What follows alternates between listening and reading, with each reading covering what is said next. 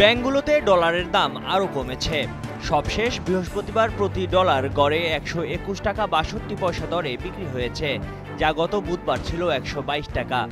একদিনের ব্যবধানে দাম কমেছে 38 পয়সা, আর দেড় সপ্তাহ আগের তুলনায় কমেছে 1 টাকা 38 পয়সা, যখন ডলারের সর্বোচ্চ দর ছিল 123 টাকা। বৃহস্পতিবার ব্যাংকগুলোতে প্রতি ডলার বিক্রি হয়েছে সর্বনিম্ন 121 টাকা 40 পয়সায়, সর্বোচ্চ বিক্রি হয়েছে 121 টাকা 95 পয়সায়। গড়ে ডলারের দাম ছিল 121 টাকা 62 পয়সা। ব্যাংক খাতের রেমিটেন্স রপ্তানি আয় বাড়ার কারণে ডলারের প্রবাহ বেড়েছে। এ কারণে ব্যাংকে ডলারের চাহিদাও কম, ফলে দাম কিছুটা কমেছে। তবে কিছু দুর্বল ব্যাংক এখনও চড়া দামে ডলার কিনছে, যে কারণে তারা চড়া দামেই বিক্রি করছে। এতে ডলারের দাম একটু বেশি পড়ছে।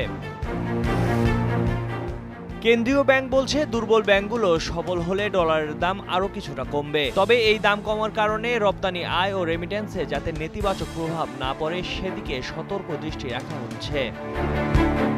ময়ূখ ইসলাম, কালের কণ্ঠ ডেস্ক।